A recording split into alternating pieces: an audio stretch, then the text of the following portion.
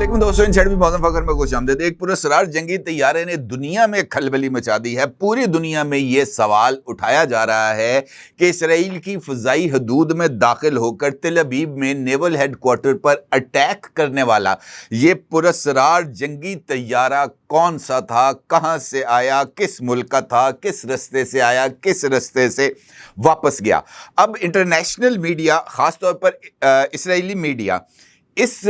पुरस्कार तैयारे के हवाले से चहमगोइयाँ हो रही हैं। और जो इंटरनेशनल मीडिया और ख़ास तौर पर एक फ्रेंच माहिर ने तो इस बात का वाज़ेह तौर पर इजहार किया है कि ये पुरस्कार जंगी तैयारा जो है वो एक ख़ास रास्ते से किसी एक अरब मुल्क से होता हुआ तेल अवीव तक पहुंचा और वापसी पे उस तैयारे ने कुवैत का रास्ता इख्तियार किया वापस अपनी मंजिल मकसूद पर आने के लिए। इसी तरह भारतीय मीडिया से भी यह दावा किया गया है कि पाकिस्तान के माहिरीन इस वक्त ईरान में मौजूद हैं और ईरान की फ़ौजी सलाहियत को बहाल करने में पाकिस्तान ने बड़ा ही इम्पॉर्टेंट रोल प्ले किया है। क्या ये खबर दुरुस्त है, इस पर बात करते हैं, लेकिन उससे पहले बात करते हैं दो और ख़बरों की, क्योंकि इस वक्त जंग की सूरत हाल है और जंग की सूरत हाल में जो पोजीशंस हैं वो लम्हा बलम्हा बदलती रहती हैं। जिस तरीके से मैंने आपसे पिछली वीडियो में ईरान के पासदारान इनकलाब का ये ऐलान शेयर किया था कि बहुत जल्द ईरान इसराइल के ऊपर खैबर मिसाइल से वार करेगा, और ईरान के पासदारान इनकलाब ने इस बात का भी दावा किया था कि खैबर मिसाइल से होने वाली तबाही का मुशाहिदा दुनिया ने इससे पहले नहीं किया होगा। और मैंने आपको इस बारे में भी आगाह किया था कि बंकर के अंदर छुप गए हैं नेतन्याहू और उस बंकर के अंदर उन्होंने एक अहम इजलास भी किया है अपने फौजी कमांडर्स के साथ। अब खबर ये आई है कि नेतन्याहू की तरफ से खैबर मिसाइल की सूरत में ईरान पर एटमी हमले की धमकी दी गई। नेतन्याहू की तरफ से ईरान पर एटमी हमले की धमकी दी गई है और नेतन्याहू ने ढके छुपे अल्फाज में ईरान को कहा है कि उसे पता नहीं कि इसराइल उसे किस चीज़ से निशाना बनाएगा। अब ये जुमले जो नेतन्याहू के हैं ये बहुत ज़्यादा मानी हैं। मैं आपसे एक से ज़्यादा मरतबा ये खबर शेयर कर चुका हूं कि इसराइल ने ऑफिशियली आज तक इस बात का ऐलान नहीं किया कि इसराइल जो है वो एक एटमी ताकत बन चुका है। अलबत्ता इसराइल ने अपनी न्यूक्लियर सलाहियत का कोल्ड टेस्ट तो ज़रूर किया है। इसराइल ने नॉन प्रोलिफरेशन ट्रीटी यानी NPT के ऊपर भी दस्तखत नहीं किए और उसने कभी इस बात से इनकार नहीं किया कि उसने वॉर हेड बनाए हैं या उसने वॉर हेड नहीं बनाए। अब ताज़ा तरीन इतलात के मुताबिक जो कि मुख्तलिफ माहिरीन और ख़ास तौर पर वो डॉक्यूमेंट्स जो इसराइल से चुरा कर ईरान भिजवाई गई थी उसमें इस बात का जिक्र किया गया है कि इसराइल के पास तकरीबन 400 न्यूक्लियर वॉरहेड्स मौजूद हैं और उसके पास ये कैपेसिटी मौजूद है कि वो किसी भी वक्त किसी भी सलाहियत का 1 टन का, 2 टन का, 500 किलोग्राम का, 200 किलोग्राम का न्यूक्लियर वॉरहेड घंटों के अंदर तैयार करके मिसाइल में लोड करके जनाब वो रवाना कर सकता है। अब जो नेतन्याहू है उसकी इस धमकी को इसराइल की इन कैपेसिटीज़ के साथ मिलाकर देखना चाहिए और उसके साथ साथ डोनाल्ड ट्रंप के उस ट्वीट को भी ज़हन में रखना चाहिए जो डोनाल्ड ट्रंप की तरफ से कल जारी किया गया था, जिसमें डोनाल्ड ट्रंप ने इस बात का वाज़ेह तौर पर इशारा दिया था कि इसराइल की तरफ से किए जाने वाला दूसरा हमला बहुत ही ज़्यादा ब्रूटल होगा यानी जालिमाना होगा। अब डोनाल्ड ट्रंप के इस ट्वीट के साथ अगर नेतन्याहू के इस बयान को रख कर देखा जाए तो ये बात वाज़ेह होकर सामने आती है कि इसराइल ने ईरान की तरफ से इस बात का उसको अंदाज़ा नहीं था कि ईरान के जो मिसाइल्स हैं वो ना सिर्फ इसराइल तक पहुंचेंगे, इसराइल के आयरन डूम और अमेरिका के पैट्रियट मिसाइल्स को जो है बाईपास करेंगे और बाईपास करके वो तेल अवीव पर भी गिरेंगे, वो इसराइली पेंटागन पर भी गिरेंगे, वो नेवल हेडक्वार्टर पर भी गिरेंगे, वो 2 न्यूक्लियर फैसिलिटीज़ को भी तबाह करेंगे। इसराइल को इस बात का अंदाज़ा नहीं था। अब अगर इसराइल ने ایران کی اس سٹرینتھ کو دیکھ لیا ہے تو پھر اسرائیل کو اپنی وہ کہتے ہیں نا بابا اونچا رکھنے کے لیے اب اس کو اس سے آگے بڑھنا ہے، اور اس سے آگے بڑھنے کا مطلب یہ ہوگا کہ دنیا ایک ایسے المیے کا شکار ہوگی جس کا اس سے پہلے دنیا نے اندازہ نہیں کیا۔ میں نے آپ کو پہلے بھی بتایا تھا کہ ماضی میں جب امریکہ کی طرف سے جاپان کے اوپر اٹامک اٹیک کیا گیا تھا، پہلا ایٹم بم استعمال کیا گیا تھا، تو اس وقت ٹیکنالوجی اتنی زیادہ ایڈوانس نہیں تھی۔ میں آپ کو مثال دیتا ہوں ولادیمیر پوٹن کی، جب یوکرین نے پر اٹیک کیا گیا تھا جو ہے وہ رشیا کی طرف سے، اور یوکرین نے رشیا کے اوپر جوابی اٹیکس کیے تھے، تو ابھی ریسنٹلی یہ بات ہے،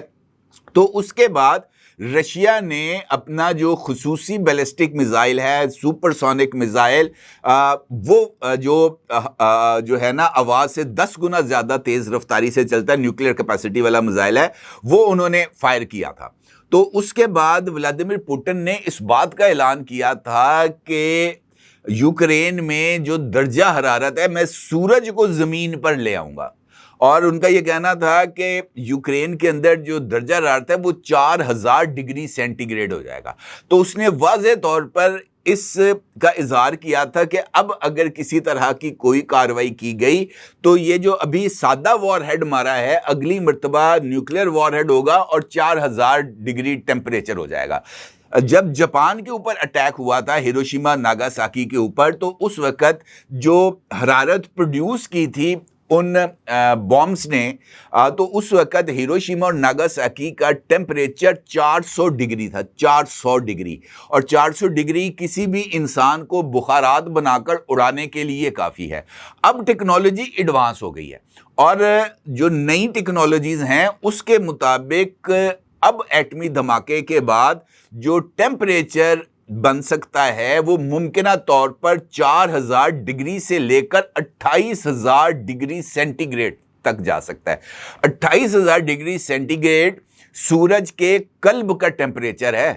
28000 ڈگری۔ تو آپ اندازہ لگا سکتے ہیں کہ اگر خدا نخواستہ اس طرح کی کوئی سچویشن ڈیولپ ہو سکتی ہے تو پوری دنیا میں کس حد تک تباہی مچے گی، گلوبل وارمنگ کس لیول پر جائے گی، تباہی کا لیول کیا ہوگا، آپ اس سے اندازہ لگا سکتے ہیں۔ نتن یاہو جیسا پاگل شخص اس طرح کی حرکت کر سکتا ہے، اور چونکہ اس کو امریکہ کا مکمل تعاون حاصل ہے تو وہ یہ سمجھتا ہے کہ وہ شاید اللہ تعالیٰ معاف کرے وہ زمین پر خدا بن گیا ہے، جبکہ اس کو اس بات کا ابھی تک اندازہ نہیں ہے کہ وہ بلیک پینٹ والا طیارہ کہاں سے آیا تھا جس کی پوری دنیا میں دھوم مچی ہے، وہ بھی میں آپ کو بتاتا ہوں۔ لیکن یہ جو سچویشن ہے یہ یقینی طور پر سویئر ہو سکتی ہے۔ اب جس طریقے سے پہلا اٹیک کیا تھا اسرائیل نے ایران کے اوپر، جب میں نے آپ کو بتایا تھا کہ ایران میں ہی تہران کے قریب ہی اسرائیل نے ایک خفیہ اڈا بنایا تھا جس کو موساد اور را آپریٹ کر رہے تھے۔ اب چونکہ ایرانی ایڈمنسٹریشن کو اس بات کا بخوبی اندازہ ہے کہ ان کی صفوں میں کالی بھیڑیں موجود ہیں، تو اب خبر یہ آ رہی ہے کہ ایرانی پاسداران انقلاب نے ایک آپریشن کلین اپ کا آغاز کیا ہے،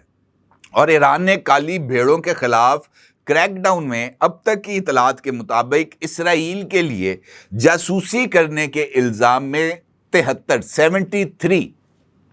انڈین نیشنلز کو گرفتار کیا۔ 73 انڈین نیشنلز کو گرفتار کیا ہے، اور یہ وہی لوگ ہیں جنہوں نے ڈرونز کے پارٹس کو اس خفیہ اڈے تک ٹرانسپورٹ کیا تھا۔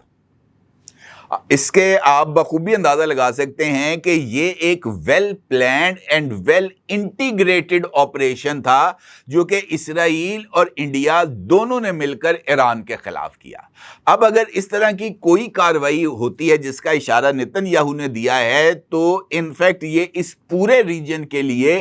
ایک ایسا خطرہ ہوگا جس سے نبرد آزما ہونا یقینی طور پر بہت ہی زیادہ مشکل ہے۔ اب جس طریقے سے میں نے آپ کو بتایا کہ مختلف حوالوں سے مختلف چیزیں اس وقت جو ہے وہ میڈیا کے اوپر موجود ہیں۔ ایک فرینچ جو ہیں وہ اینالسٹ ہیں، اور انہوں نے نام بڑا مشکل سا ہے، وہ مجھے بھی صحیح پروننس نہیں کر سکتا میں، انہوں نے ایک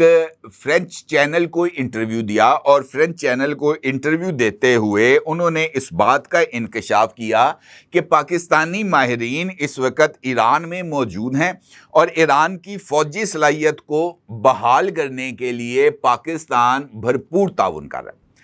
میرا نہیں خیال کہ اگر پاکستان تعاون کر رہا ہے کوئی برا کر رہا ہوگا، لیکن یہ بات 100% جو ہے وہ سورسز نے اس کو کنفرم نہیں کیا۔ ان کا یہ کہنا ہے کہ ایران جو کچھ کر رہا ہے وہ اپنے بل پر کر رہا ہے، پاکستانی ماہرین کا ایران میں موجودگی کا نہ کوئی امکان ہے اور نہ ہی پاکستانی ماہرین ایران میں موجود ہیں، نہ ہی انہوں نے پاکستانی ماہرین نے ایران کے اندر جا کر کسی طرح کا کوئی کوورٹ آپریشن کیا ہے یا کسی طرح کی جا کر ایران کو کوئی جو ہے نا وہ ٹیکنالوجی دیا ہے۔ انہوں نے قطعی طور پر اس بات سے اظہار لا تعلقی کیا۔ اسی طریقے سے جو اسرائیلی ریڈارز ہیں، اسرائیلی میڈیا کے مطابق انہوں نے ایک طیارہ جو کہ جنگی طیارہ تھا اس کو اسرائیلی فضائی حدود میں اس کی انٹری، اس کی موجودگی کو نوٹ کیا اسرائیلی ریڈارز نے، اور ان اسرائیلی میڈیا نے اس بات کا دعویٰ کیا ہے کہ یہ جو طیارہ تھا یہ رات کی تاریکی میں گھسا ہے اسرائیل میں، اور یہ جو نیول ہیڈ کوارٹر تھا تل ابیب میں، نیول ہیڈ کوارٹر کو ایرانی میزائلز نے نہیں بلکہ اس طیارے نے نشانہ بنایا ہے، اور طیارے میں موجود جو اس کا فائر ویپن تھا اس کے ذریعے یہ جو نیول ہیڈ کوارٹر ہے یہ تباہ کیا گیا ہے۔ اور اسرائیل نے اس بات کا بھی دعویٰ کیا ہے کہ اس طیارے نے واپسی پر کویت کی ایئر سپیس کو استعمال کیا ہے، اور کویت کی ایئر سپیس کو استعمال کرتے ہوئے یہ طیارہ جہاں سے آیا تھا وہاں پہنچ گیا۔ اب انٹرنیشنل میڈیا میں بھی یہ خبر چل رہی ہے اور اسرائیلی میڈیا کو کوٹ کر کے چل رہی ہے، لیکن اسرائیل کا یہ ماننا ہے کہ یہ طیارہ کہاں سے آیا، ان کو اس بات کا جو ہے وہ اس کو نوٹ کرنے کی کوشش کر رہے ہیں، اور کسی اسپائی سیٹلائٹ سے کوشش کر رہے ہیں کہ ان کو اس طیارے کے ویئر اباؤٹس کا پتہ چل جائے کہ کہاں سے آیا تھا، کہاں گیا۔ وہ کہتے ہیں نا وہ عجیب اجنبی تھا، پتہ نہیں کہاں سے آیا کہاں چلا گیا۔ یہ بالکل ایسی ہی سچویشن ہے جو کہ اسرائیل کی، اور اس ساری خبر کو ہوا دے رہا ہے بھارتی میڈیا۔ اب بھارتی میڈیا اس چیز کو ہوا اس وجہ سے دے رہا ہے کہ اس وقت کی جو سچویشن ہے، اور نتن یاہو نے جس طریقے سے پاکستان کی ایٹمی صلاحیت پر سوال اٹھائے تھے، تو پاکستان کی ایئر فورس جو ہے وہ کل سے ہائی الرٹ پر ہے، اور پاکستان اور ایران بارڈر کے قریب پاکستانی ایئر فورس نے رات کو وہاں پر پروازیں کی ہیں، یہ دیکھنے کے لیے، چوکسی کے لیے کہ جناب کوئی ایسی ویسی حرکت نہ ہو جائے، اس خطے کی سچویشن کے مطابق کوئی ایسا جو دشمن ہے کوئی ایسی کارروائی نہ کر دے، کوئی پاکستان کی ایئر سپیس کی وائلیشن نہ کر دے، کچھ اس طرح کی اور ایسی ویسی حرکت نہ کر دے جس کے نتیجے میں جو سچویشن ہے وہ خراب ہو جائے۔ اب پاکستانی ایئر فورس کا فضا میں موجودگی کو بھارتی میڈیا اسی پراسرار طیارے کے ساتھ لنک کر رہا ہے کہ پاکستانی ایئر فورس چونکہ فضا میں موجود تھی، لہٰذا ان میں سے کوئی گیا ہوگا اور جا کر اس نے اٹیک کیا ہوگا۔ اس طرح کی سچویشن کو جان بوجھ کر ہوا دینے کی کوشش کر رہی ہے، اور رخ موڑا جا رہا ہے پاکستان کی طرف، تاکہ اس وقت پاکستان کے امریکہ کے ساتھ جو کورڈیل ریلیشن شپ ہیں اس کو متاثر کیا جائے، اور امریکہ کے سامنے پاکستان کی پوزیشن کو کمزور ثابت کیا جائے کہ جناب یہ دیکھیں آپ کے دوست کے اوپر اٹیک کیا ہے پاکستانی ایئر فورس نے۔ اس طرح کے کوئی ایک ڈرامہ جو ہے نا وہ تشکیل دینے کی کوشش کی جا رہی ہے۔ حقیقت کا اس سے کوئی تعلق نہیں، البتہ اس خطے کی صورتحال سنگین ہے۔ ایران کی طرف سے